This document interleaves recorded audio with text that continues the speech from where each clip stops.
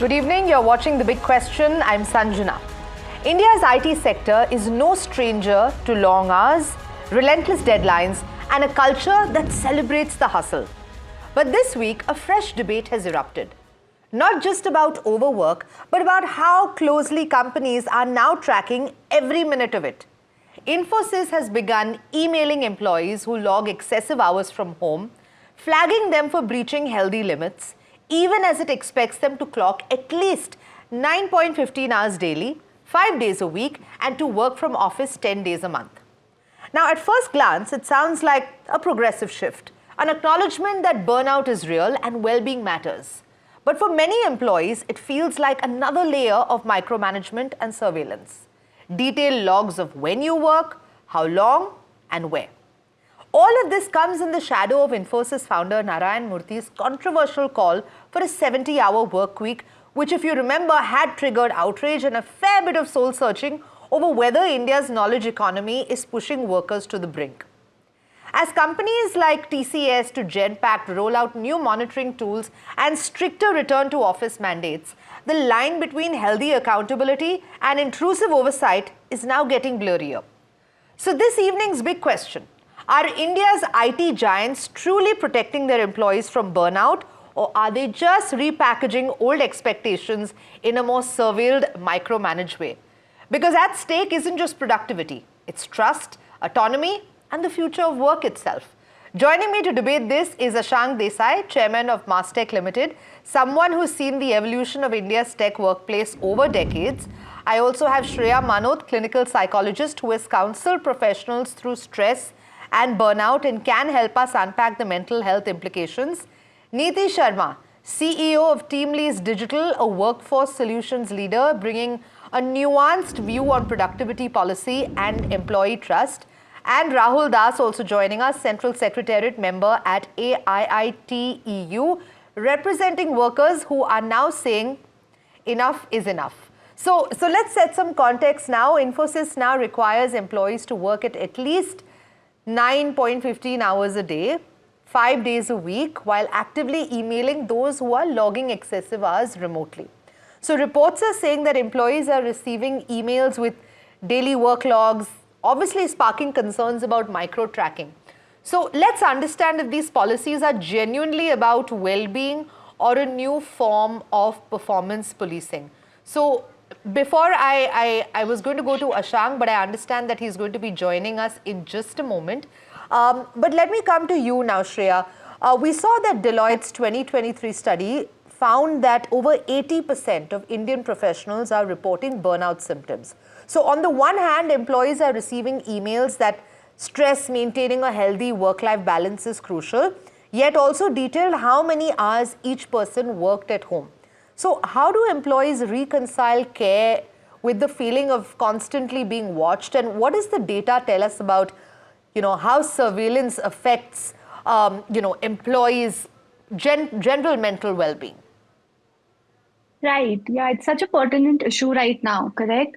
Now, when we're constantly managing the employees' time hours, the number of hours they're spending at work, it is definitely making it more rigid for some individuals because individuals like to function at their own capacity. Some people might like working for long hours, some people might not. By putting a timeline to it, we are kind of making it rigid for individuals, while at some level, it's also helping by establishing clear boundaries, offering predictability, and maintaining fairness and consistency. What is definitely not working out is taking away the freedom from employees to manage their own time, which really helps them function better. It increases job satisfaction. So, this is definitely very detrimental at this point in time for the employees' well being. Are we seeing a contradiction then, promoting balance but also rigid metrics? Rahul Das, on ground, how are employees perceiving these policies? Is there trust that you would say that management genuinely wants them to switch off? Well, there is no trust. Let me be very honest and put it pretty briefly. Okay. Data has always consistently put such lame justifications at rest. So we know that in Europe, the average work week is 36 hours. In the United States, it's 40 hours. Now, we know we should be mindful that India is basically the by default support system for the global businesses. Now, then why do the Indian managements of the multinational companies and pan-India corporates resort to such retributive people management system? Now, what is this warning letter basically? Warning letter is nothing but a machinery at the employer's disposal that they would want to use as an element to instill fear among the employees. Now, we know that the unemployment rate in India is high. It has gone up in May 2025. In April, it was 5.1%. It is now 5.6% in May 2025. So when we have such drastic, such disastrous employment rate in India, people are always feeling uncertain. They are suffering from a lack of security in their job.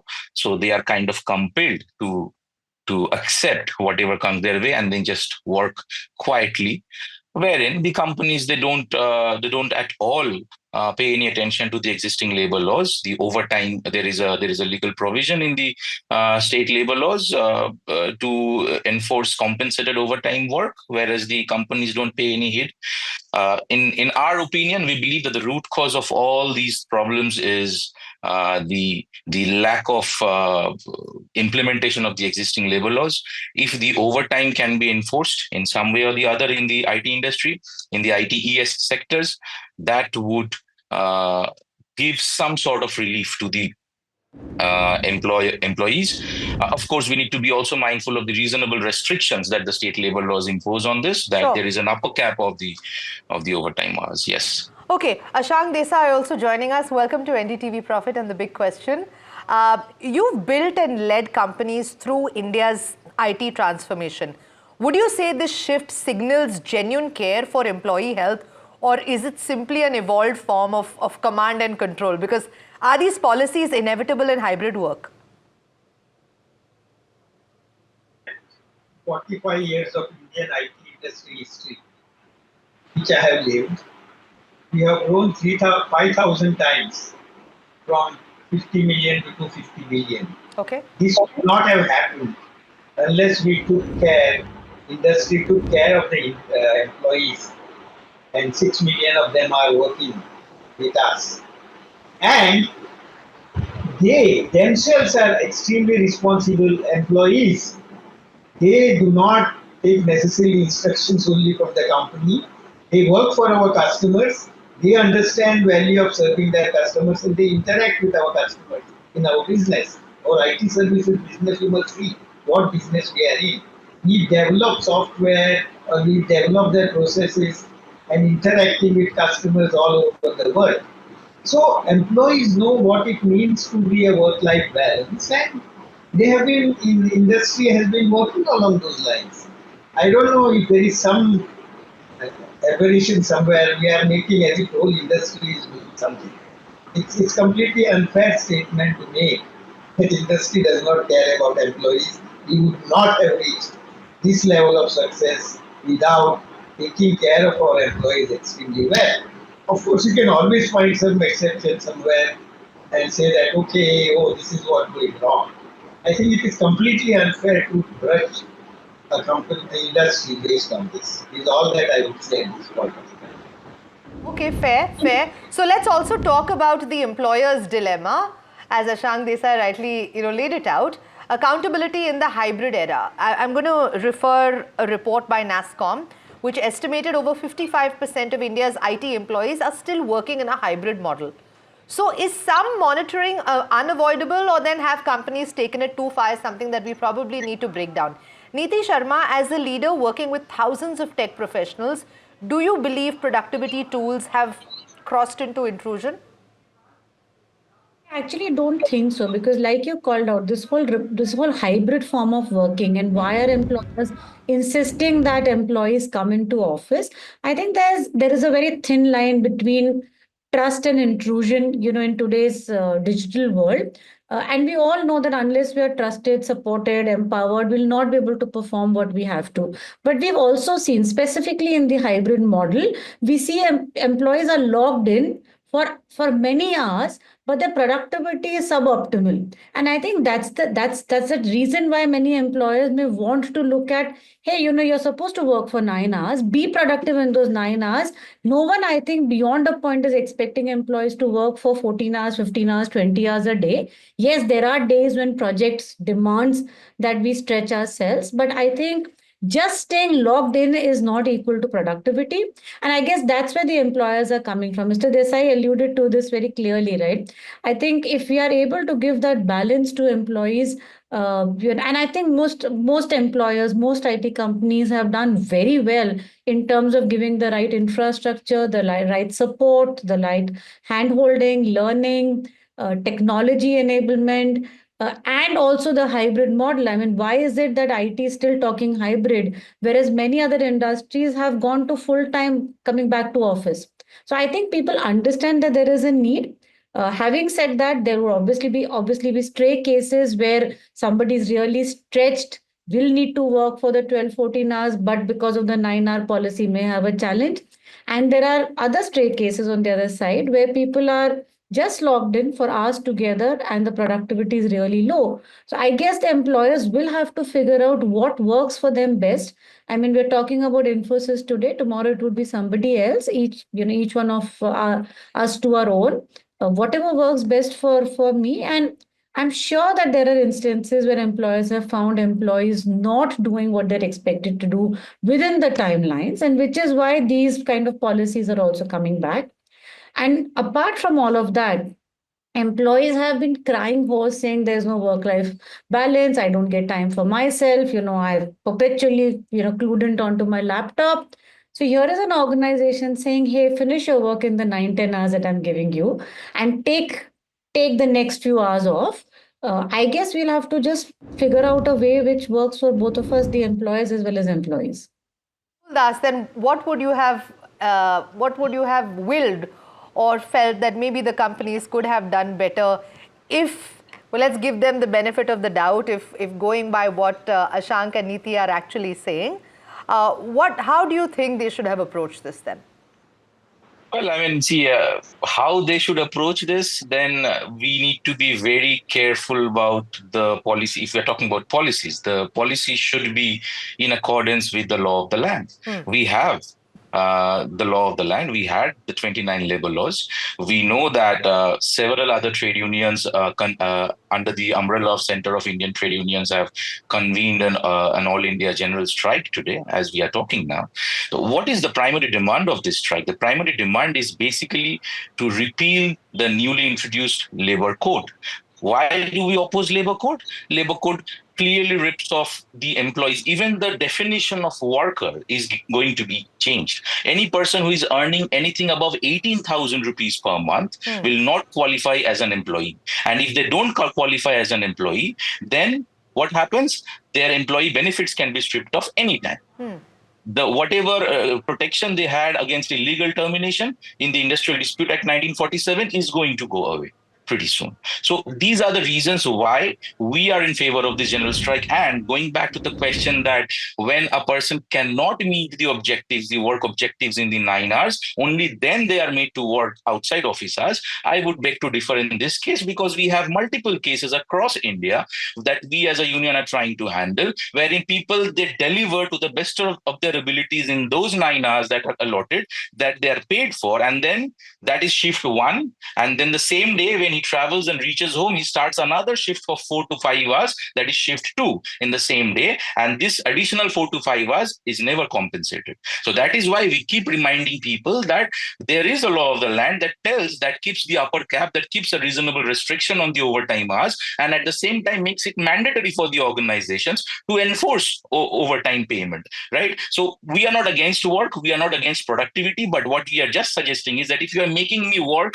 for more than 9 hours, wherein you are paying me for 9 hours, then you have to pay the overtime hours. The moment this thing is implemented, I believe this is the root cause. If this is implemented, then we and the pan-India corporates who are selling the Indian labor in the foreign market would realize that the labor is still being sold as cheap, but it is just not free.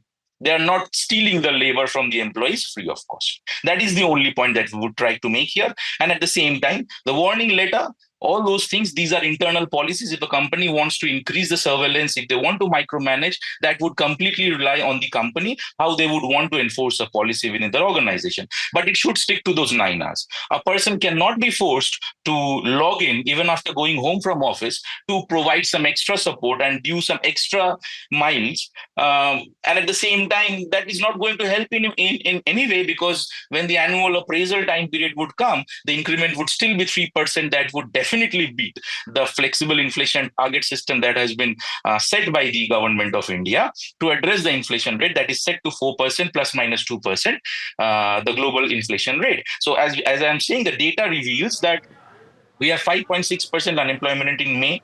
The increment, the average increment, 3 to 4% hardly beats the inflation rate. So again, the data that we have as a union would kind of give you a different picture. So yeah, that's all I have to say here. Thank you. All right, all right. Ashank Desai, would you like to respond to that? As I said even earlier, to assume that Indian IT industry works where it is a command and control kind of environment is a misnomer.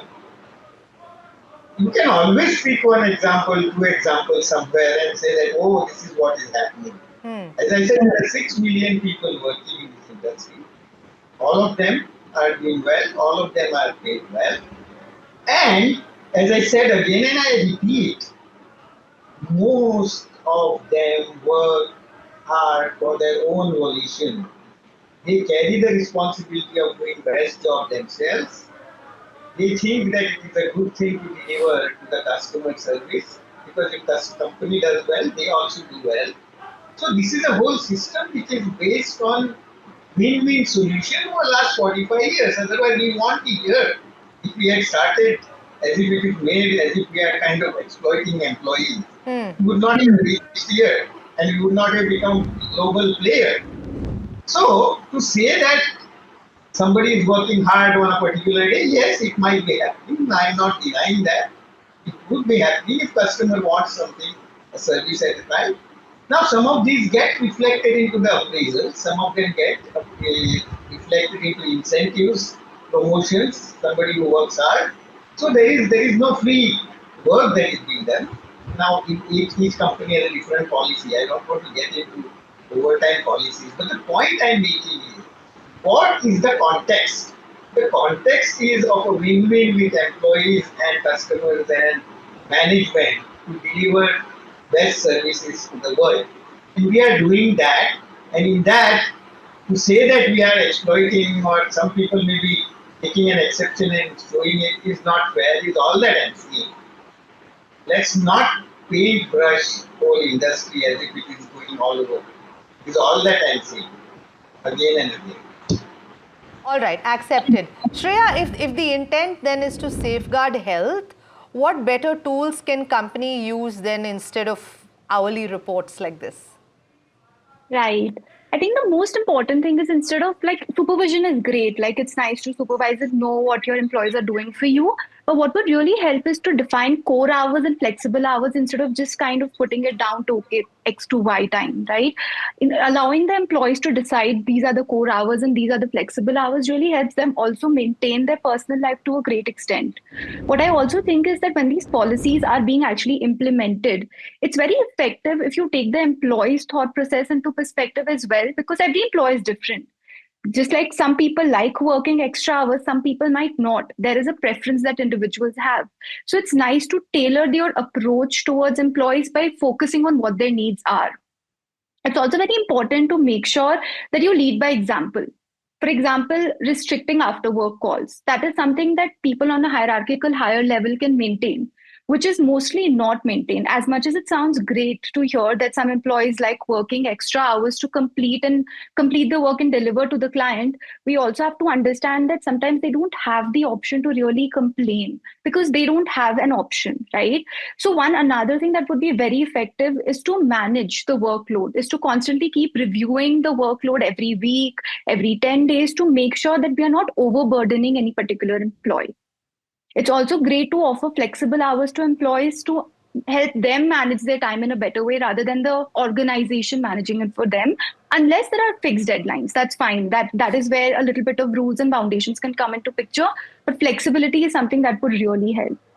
Okay, because I'm glad that you raised the aspect of flexibility, because Neeti, that also kind of brings in the aspect of your female employees, right? That would maybe prefer a hybrid model, would maybe prefer a model with some amount of flexible hours, because let's be realistic about the kind of unpaid and emotional burden that most women in the labor market or in the workforce actually have to take on. So from that perspective, I want to ask you, if you were advising Infosys or TCS or Genpact today, what would you potentially tweak in their approach? Yeah, so I think because the IT industry by and large works across multiple geographies, the fixed 9 to 5 at a go 9 hours probably will not work for anyone. If I'm working in Australia time, I'll probably start at 7 in the morning, but I take a break at about 10. And then I log in for a UK or a US timing, which would probably be much later in the day. So effectively, I may still do the 9-10 hours, but I have staggered timings, and I think companies are looking at giving that flexibility to a lot of employees. So and again, the question on the table is not about a fixed 9 hours back to back. If you're in office, yes, but if you're working from home, I think the staggered 9 hours is going to be very critical for people to not only just stay within the 9 hours, but also be productive in those 9 hours. Women, for example, like you called out very clearly, and I think a lot of IT companies have great policies for women employees who need flexibility to bring them back into work after a break. So I think just ensuring that they're executed well, every manager is aligned to those policies and they allow the employees to get the time that they need is important. Just a data point, in the IT sector, at the entry level, we only have 35% women participation. By the time it hits the boardroom, it's only 8%. Obviously, what we need to do is to bring down the pilferage in the middle layer. And that can only happen by just creating an ecosystem where women employees thrive. And flexibility, hybrid is just one part of the ecosystem that we're talking about. There's obviously lots of other ways and means to increase the women participation. Let me ask this because I have 5 minutes left and I'd like to get insight from all of you on this. And Rahul, I'd come to you first. If you were to ask or you wanted one policy change, what would you recommend so that health and trust are protected while also maintaining performance? I would say we should start with the enforcement of the compensated overtime work. Okay. That is the primary thing that should be enforced. Why people are shying away from that? I mean, it's okay. You make people work, and along with the reasonable restrictions as imposed by the law of the land, why not introduce that? Let us start with that. I have a huge list. I can go on, but yeah, let us at least start with that. Just one for today. Just one for today. Thank you. Ashank, I know that you have actually spoken definitely in favor of this and given actually a fantastic nuanced perspective. But if there is one change or one policy that you would have liked to see or something else that you'd like to see, what would it be? You mean the policies that IT industry should follow? Is that what we are saying? I am not clear of your question. So, if you had to see a tweak or if you had to see any kind of change in the industry, what would it be? Any kind of change you are saying? Change, yes. Yeah. See, the issue that you talked about, women in the workforce, certainly needs much more attention by us, particularly in senior management. The 8% number that Neeti talked definitely is something around that number, which is something that we got to change. We need to have policies where we encourage, whether it's hybrid work, whether it is any other kind of policies that we need to have, to make see that the second half of our population is as represented as at least 30%, if not more, to start with, because that's the number which is at the entry level. At least we should have that. And I would strongly recommend that we need to have some policy to make that happen. Right. Internally. You don't need some global outside policies. Yeah. IT industry has worked on building the employee-friendly policies themselves. Let me tell you that.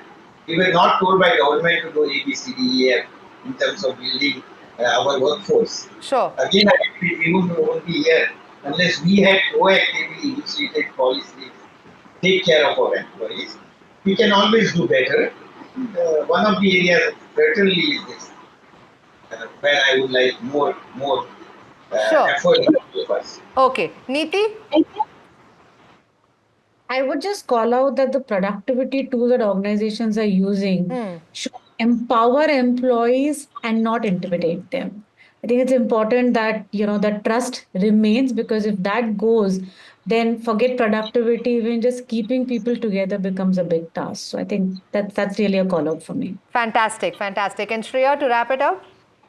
Yeah, sure. I think the most important change that I would like to see is to focus more on productivity rather than work hours, Okay. and to have employees' involvement in the allocation of workload. As much as I understand there is a clear reason for senior junior demarcation, it's always nice to have your employees' point of view included Sure. when the workload is being allocated. So I think that is very important from a mental well-being perspective.